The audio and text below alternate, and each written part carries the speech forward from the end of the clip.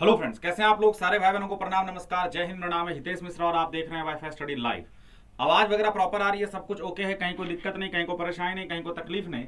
तो देखिए, सभी को हम ये बताना चाहेंगे कि भाई कि जब आंखों में अरमा लिया, मंजिल को अपना मान लिया है, मुश्किल क्या आसान क्या, जब ठान लिया तो ठान लिया। जी हाँ दोस्तों, इसके अलावा अगर हम देखें तो यहाँ पर ये आपका स्केड्यूल है पूरा जो आप देख रहे हो। ये पूरा आपका रेलवे का टाइम है। और इसके अलावा आप क्या देख पा रहे हैं कि 10 से जो एक है आपका बैंक का ईपीएस फो का है। इसके अलावा आप एमटीएस का महामैराथन देख रहे हो डेली, है ना। यहाँ पर एनालिसिस भी आज से शुरू हो जाएगा। इसके अलावा 3 से 6 आपका बैंक का क्लास है। यहाँ से और आगे जब बढ़ते हैं 8 से 12 आपका एसएससी सीजीएल की क्लास है। फिर ये सीरीज चल रहा है आपका जीके स्टैटिक चलता है। और एमटीएस से संबंधित कोई भी आपको अगर क्वेश्चंस मिलते हैं या डाउट्स होते हैं या कोई भी परेशानी होती है तो आप जरूर हमें किस पर भेजें। आप हमें डिस्क्रिप्शन में दिए गए गूगल फॉर्म के थ्रू अपने एग्जाम का डेट और सब कुछ बता सकते हैं। तो आइए हम लोग शुरू करते हैं आज का सेशन। और once a year go some place you have never been before. चलिए, तो यहां पर प्रश्न को करते हैं। पहला क्वेश्चन जैसे आपके सामने है कि बुक का संबंध अगर पेजेस से है तो वॉल का संबंध किससे होगा।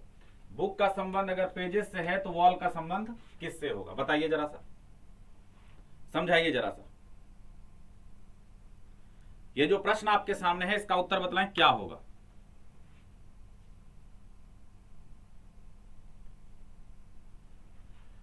तो अगर हम देखें इस प्रश्न को, अगर हम समझना चाहें क्या हो जाएगा, समझते हैं।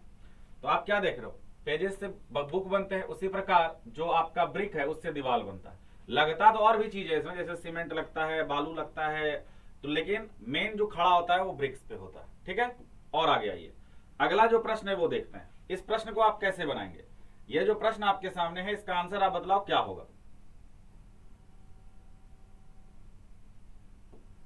ये जो प्रश्न आपके सामने है इसका आंसर बतलाओ क्या होगा, ध्यान से और आराम से।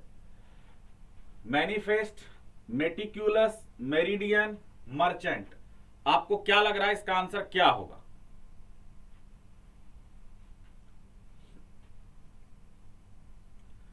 तो अगर आप देखें, अगर आप समझें तो यहां पर समझो कैसे होगा, मैं बताता हूं। सबसे पहले नंबर 1 पे तो ये आ रहा है, ठीक है। उसके बाद आप क्या देख रहे हो, MER सी, तो ये नंबर 2 पे आ रहा है, नंबर 3 पर आ रहा है और नंबर 4 पर आ रहा है। तो हम क्या देख पा रहे हैं भाई कि 1 के बाद 4, ठीक है, 1 के बाद 4 और फिर 3 2। तो आप क्या देख पा रहे हो, ये आपका राइट आंसर है।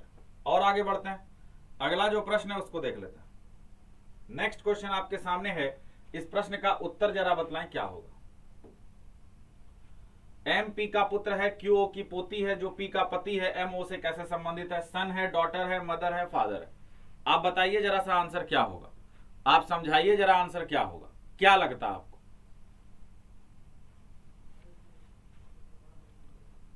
ठीक है, क्या लगता है आपको इसका आंसर क्या हो जाएगा।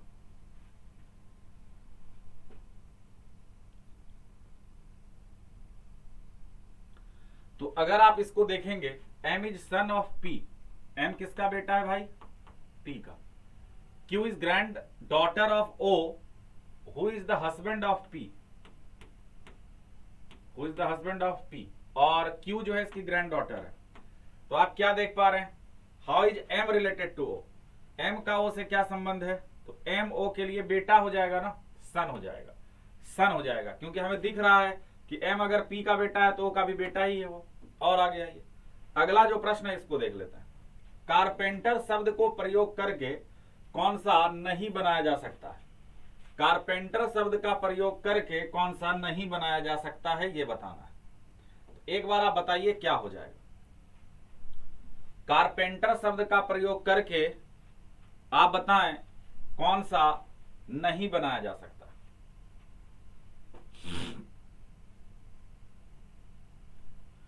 आवाज आ रही है ना, सब कुछ ओके है ना। चलिए, इस प्रश्न को अगर देखें कौन सा नहीं बनाया जा सकता है। नेक्टर, NECTAR, ये तो बन रहा है। कारपेट, CARPET, ये भी बन रहा है। पेंटर, तो PAIN अपने पास एक ही बार है, लेकिन ए तो सॉरी आई नहीं अपने पास ना, वी डोंट हैव आई, तो इसीलिए आपका आंसर इसके साथ चला जाएगा। समझ रहे हो बात को, इसीलिए आपका आंसर इसके साथ चला जाएगा, कोई दिक्कत नहीं है। और आगे बने, चलिए नेक्स्ट क्वेश्चन आपके सामने जो है तो वो इसका है कोडिंग डिकोडिंग का। तो आप बताएं जरा कैसे होगा। कोडिंग डिकोडिंग का है अगला। आप बताइए इसका आंसर क्या हो सकता है, आप समझाइए इसका आंसर क्या हो सकता है, क्या लग रहा है आपको। अगर फ्रेंड को हम HUMJTK लिखें तो कैंडल को हम क्या लिखेंगे, आपको ये बताना है, आपको ये समझाना है।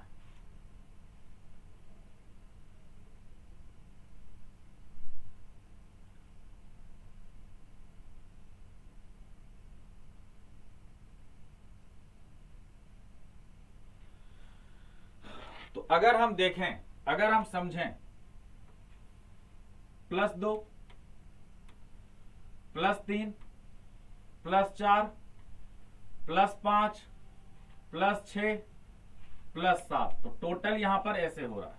तो यहां पर अगर हम इसको देखें तो +2 से शुरू है एटलीस्ट, CDE, फिर 1 3 4, तो यहां पर E के बाद D होगा, फिर 14 4 18 R होगा, तो EDR हो गया ना, ये खत्म, ये खत्म, फिर D 4 बढ़ गया, फिर 5 बढ़ेगा, तो ये I हो जाएगा, 4 और 5 9, तो ये वाला भी खत्म। तो आपका जो आंसर है कुल मिलाकर किसके साथ चला गया, EDRIRL,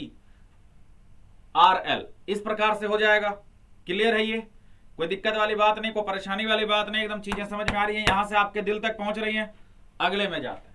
अगला जो क्वेश्चन है वो आपके सामने है, इसका आंसर बतलाइएगा कैसे होगा। नेक्स्ट क्वेश्चन आपके स्क्रीन पर ये रहा।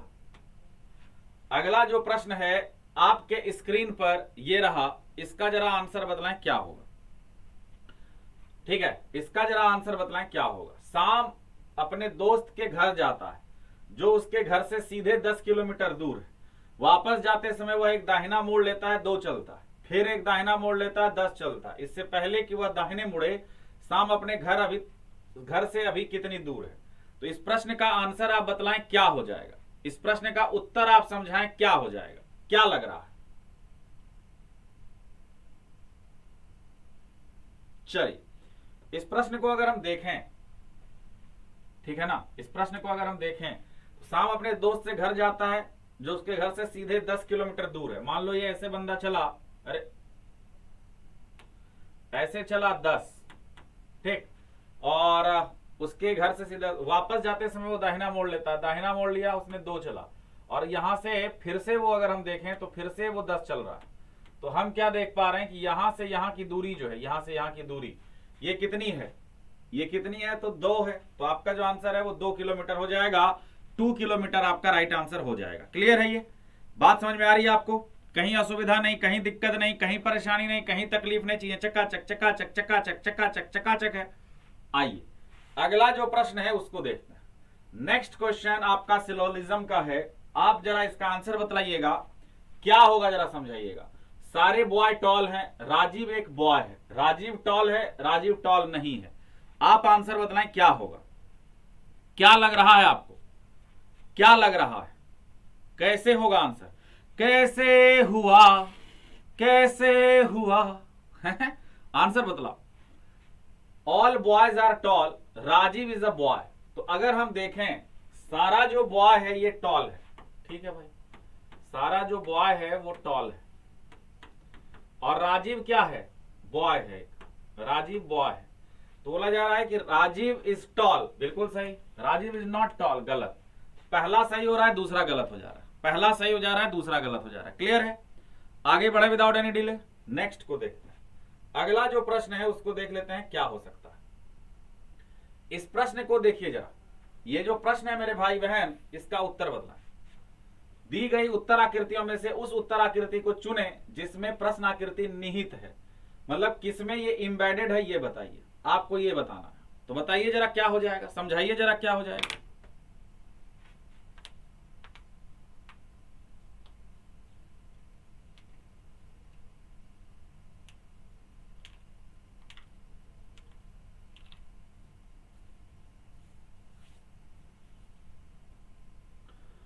इस प्रश्न को अगर देखें, इस प्रश्न को अगर हम समझें कैसे हो जाएगा समझना, तो ये वाला दिख रहा है आपको बी, क्योंकि इसके अलावा तो और कोई दिख ही नहीं रहा है। इसमें आइए, ये जो प्रश्न आपके सामने है मिरर इमेज वाला, इसको देखें जरा क्या होगा। फाइंड मिरर इमेज, दर्पण प्रतिबिंब पता करें, क्या हो जाएगा।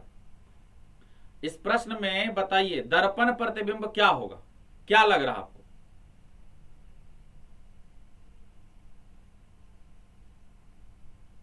ध्यान से और आराम से आंसर बताइए, कोई भी बच्चा छूट ना जाए। ओ मेरे भाई, ओ मेरे भाई, मेहनत करके दिखाएंगे, सिलेक्शन लेके जाएंगे, ठीक बा?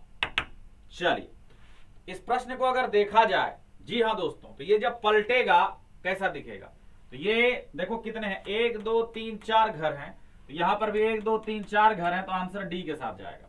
डी फॉर डॉक्टर आपका राइट आंसर हो जाएगा। क्लियर है?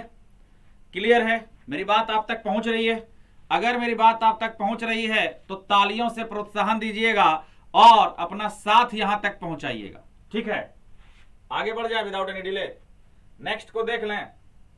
चलिए, तो उम्मीद करते हैं कि आज का सेशन अच्छा लगा होगा। बाकी आप ये एमटीएस से संबंधित सवालों को यहां पर भेजें, चूंकि आज एनालिसिस भी है इसलिए क्लास छोटा है थोड़ा सा, और जो भी आपके डिस्क्रिप्शन में दिए गए गूगल फॉर्म है उसमें आप एग्जाम के डेट और डाउट्स को जरूर भरें। रेलवे वाले बच्चे थोड़ा सा जागरूक होइए, क्योंकि आपकी भर्ती आज ना कल आएगी जरूर। मेहनत आप उस लेवल का कीजिए कि आपका सिलेक्शन 100% हो जाए। आपका सिलेक्शन 100% हो जाए, इसके लिए रीजनिंग भी बहुत महत्वपूर्ण है, इसलिए रीजनिंग की क्लास भी ज्यादा से ज्यादा देखें, ठीक है डियर फ्रेंड्स? और बाकी ये पूरा स्केड्यूल आपको पता ही है। हम अगर बात करें रीजनिंग की तो कितनी क्लासेस होती हैं? एक तो सुबह 10 बजे होती है आपकी आरआरबी के लिए, उसके अलावा 8 बजे रात में सीजीएल वाली, ये 2 क्लास तो जरूर देखो। साथ ही साथ जितने भी एनालिसिस वाले क्लासेस हो रहे हैं वो भी जरूर देखो, ठीक है ना? तो ओके है बिल्कुल। चलिए, मिलते हैं अगले क्लास में, तब तक सभी को प्रणाम, नमस्कार, जय हिंद, शुभ रात्रि, नहीं गुड मॉर्निंग है अभी तो सभी को क्या, happy day, have a nice day. चलिए, थैंक यू।